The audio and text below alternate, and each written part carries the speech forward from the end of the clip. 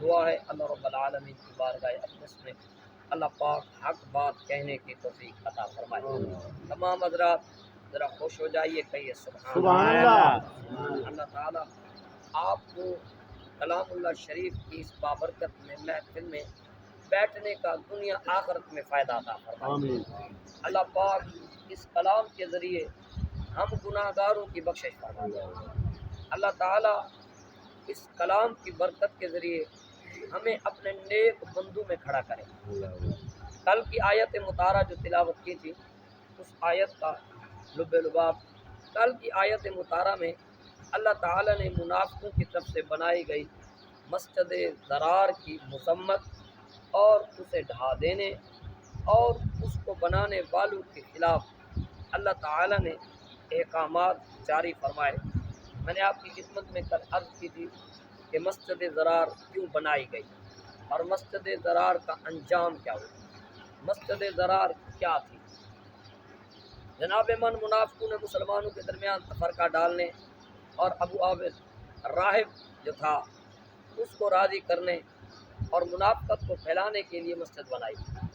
تو اللہ کے حبیب صلی اللہ علیہ وسلم نے اللہ کے حکم سے اس مسجد کو ڈھا دیا، مسجد کو برابر کر دیا، مسجد کا نام و نشان مٹا دیا۔ آج ہم بات کرتے ہیں اس مسجد کی جس مسجد کو میرے آقا نعمت صلی اللہ علیہ وسلم نے تعمیر کی۔ سبحان اللہ۔ جناب من اس آیت مطالعہ سے مراد دو مسجدیں ہیں، دو قول ہیں۔ ایک میں حضرت عبداللہ ابن عباس منفرد ہیں، یعنی ان کا قول ہے، وہ کہتے ہیں جو آگے والی آیت ہے اس سے مراد مسجد قباء ہے، اور دوسری روایت ہے جس میں اکثر صحابہ کرام ہیں وہ فرماتے ہیں کہ اس سے مراد مسجد نبوی شریف ہے۔ تو اس لیے میں آپ کی خدمت میں دونوں مسجدوں کی عزت اور کرامت اور اس کے فضائل کی خدمت پیش کروں گا۔ پہلے مسجد قباء کی فضیلت سنیے۔ آقا دو عالم نور مجسم صلی اللہ علیہ وآلہ وسلم ہر ہفتے والے دن اپنی مسجد نبوی شریف سے تشریف لے جاتے تھے اور مسجد قباء شریف میں جایا کرتے تھے اور وہاں جا کر نماز ادا کیا کرتے تھے، پھر واپس آ جائیں گے۔ مسجد قباء شریف غزوہ احد کے جو ہے ساتھ اس کی بغل میں ہے، اور یہ وہ مسجد ہے جو اسلام کی پہلی مسجد، اسلام کی تاریخ کی پہلی مسجد جس میں پہلا جمعہ ادا کیا گیا، اس مسجد کا نام مسجد قباء ہے۔ آقا دو عالم نور مجسم صلی اللہ علیہ وسلم جب تشریف لائے تو سرکار قباء کی بستی میں سب سے پہلے تشریف لائے تھے، وہیں آپ نے آ کے پڑاؤ فرمایا۔ تو پھر جو ہے ارادہ ہوا صحابہ کا کہ مسجد بنا دی جائے۔ جب مسجد بنائی جانے لگی تو پھر حدیث پاک میں آیا آقا دو عالم نور مجسم صلی اللہ علیہ وسلم کی اٹھنی جو تھی اس پر سرکار نے فرمایا تم میں سے کوئی اس پہ سوار ہو جائے۔ اب میرے آقا کے علم غیب کو دیکھیے، اور اسی کو کہتے ہیں معرفت، کہ وہ کیا چیز ہوتی ہے، اندر کو نور کیا ہوتا ہے۔ آقا دو عالم نور مجسم صلی اللہ علیہ وسلم نے ارشاد فرمایا اس سواری پہ سوار ہو جاؤ، یہ سواری اللہ تعالیٰ کے حکم سے چلے گی اور جہاں تک یہ چلے گی وہاں مسجد بنا دیں گے۔ تو حضرت ابو بکر صدیق رضی اللہ تعالیٰ عنہ اس پہ بیٹھے، سوار ہوئے، اٹھنی نہ اٹھی، وہ اتر آئے۔ پھر ابو بکر پاک کے بعد عمر فاروق رضی اللہ تعالیٰ عنہ سوار ہوئے، پھر بھی سواری نہ چلی، سواری بیٹھی رہی۔ سرکار نے فرمایا اسے جھنکنا نہیں ہے، یہ اللہ تعالیٰ کے حکم سے چلے گی اور اللہ تعالیٰ کے حکم سے جہاں تک یہ چلے گی۔ عمر پاک بھی کھڑے ہوئے، آپ سوار ہوئے، لیکن وہ سواری اٹھی نہیں۔ پھر میرے آقا دو عالم نور مجسم صلی اللہ علیہ وسلم نے فرمایا اللہ تعالیٰ جس کو پسند فرمائے گا اس کے ذریعے سے اس کو چلائے گا۔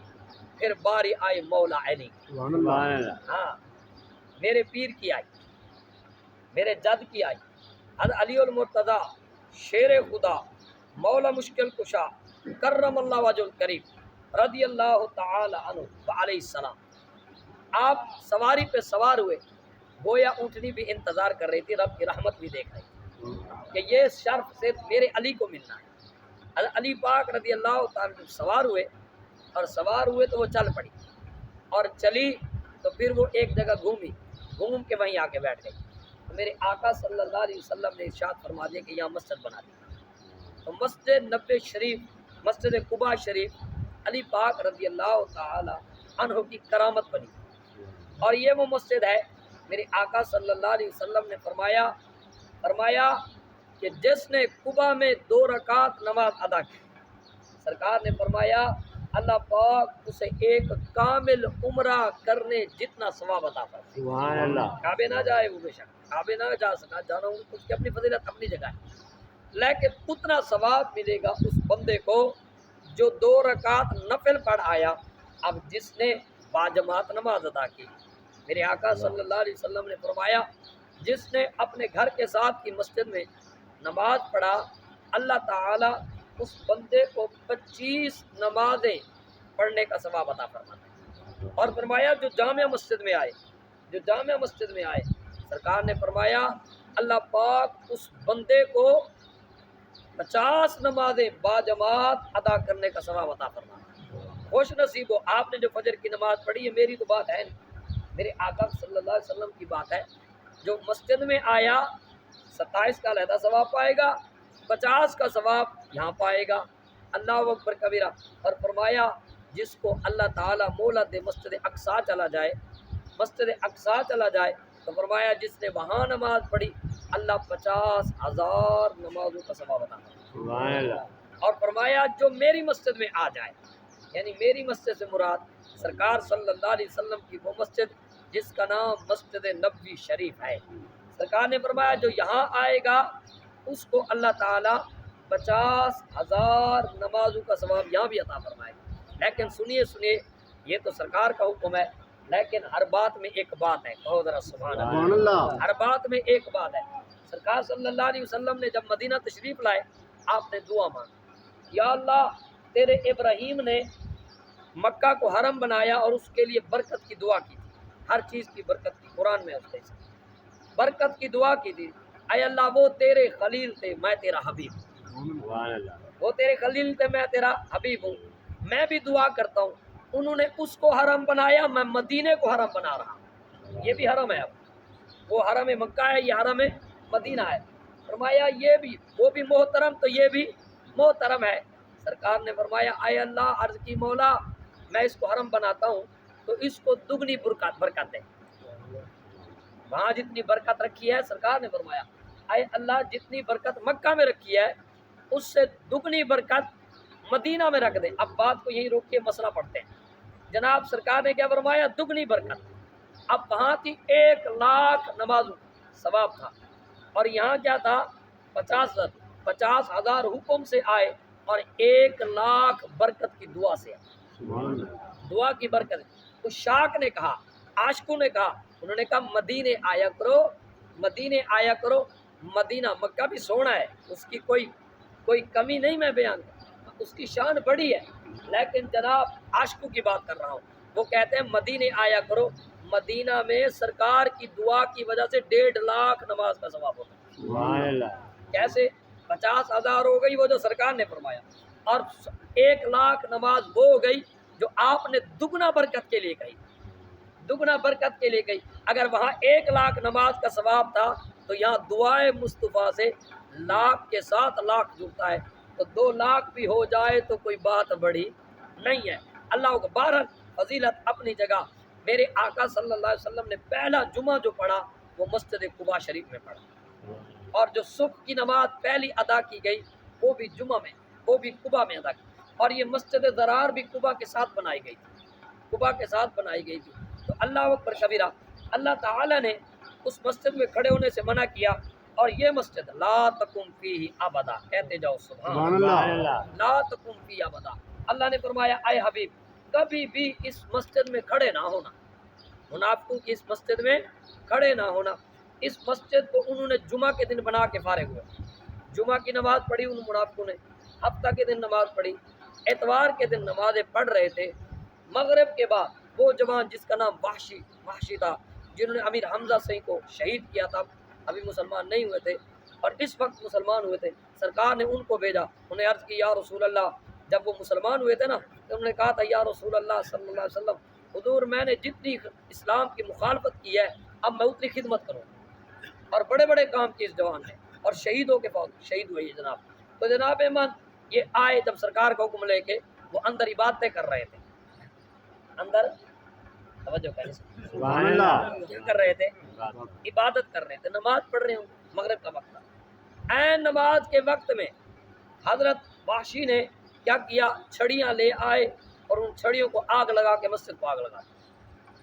پتہ چلا اصل و اصول عبادت ایک تیرے در کی ہے۔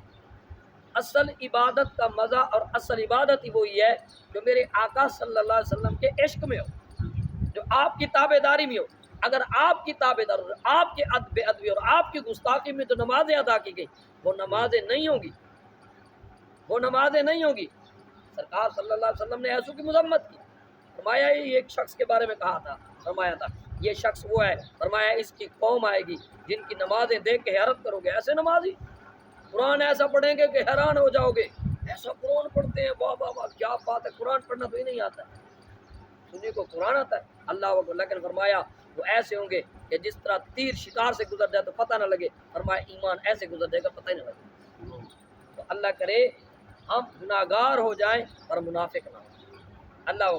اللہ نے کیا فرمایا؟ بھائیو توجہ رکھو میرے بھائیو، لا تقم فی ابدا، نہ کھڑے ہونا کبھی بھی، فرمایا اس مسجد میں البتہ لمسجد اسس علی التقوی من اول یوم، فرمایا البتہ وہ مسجد جس کی بنیاد رکھی گئی تقوی پر۔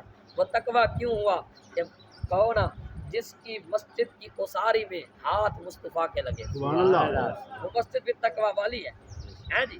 وہ مسجد جس میں سرکار صلی اللہ علیہ وسلم نے فرمایا جس نے میری قبر کی زیارت کی، سنیے، اور میری مسجد کی زیارت کی، فرمایا قیامت کے دن میں اس کی شفاعت کروں گا، سبحان اللہ، اور سرکار صلی اللہ علیہ وسلم کا ایک اور فرمان مبارک ہے، سرکار نے فرمایا جس نے حج کیا اور حج کرنے کے بعد میری مسجد میں آیا، میری مسجد، سنو بھائیو اللہ آپ کو لے جائے، حج کرو، اللہ اکبر، سرکار نے فرمایا جس نے حج کیا، حج کرنے کے بعد اس کا دل واپس گھر کو نہیں گیا، گھر مدینے کو دل آیا، جو میرے مدینہ آیا، میری مسجد میں آیا، سرکار نے فرمایا جو آیا میری قبر کی زیارت کی، سلام پیش کیا، فرمایا گویا اس نے جس طرح میری ظاہری دنیا تھی، فرمایا جس طرح میری ظاہری دنیا ہے، گویا جب آئے گا تو گویا میری ظاہری زندگی کے مطابق میرے پاس آئے گا، اس نے میری ظاہری زندگی میں زیارت کر، اللہ اکبر کبیرہ۔ سرکار نے فرمایا جو حج و عمرہ کرنے آیا پر میں محمد کے پاس نہ آیا، میرے پاس نہ آیا، سرکار نے فرمایا اس نے وفا نہیں کی، گویا جس نے وفا نہ کی وہ اسلام میں بھی نہ رہا ہے جی، تو سخت حکم ہو گیا، اللہ اکبر، فرمایا اسس علی التقوی من اول یوم، فرمایا جس کی بنیاد پہلے دن سے تقوی پہ رکھی گئی، احق ان تقوم فی، زیادہ حقدار اس چیز کی ہے کہ آپ اس مسجد میں کھڑے ہوں، فرمایا فیہ رجال، اس میں ایسے جوان ہیں، یحبون ان یتطہروا، کہ جو اس چیز کو پسند کرتے ہیں کہ وہ پاک اور صاف ہو جائیں۔ اس حوالے سے آپ کو ایک حکایت سنا کے بعد ختم کرتا ہوں۔ سبحان اللہ، سبحان اللہ، جناب من ایک بزرگ تھے عبداللہ فتح موصل عراق کا شہر ہے، وہاں کے رہنے، اب ان کا نام فتح تھا۔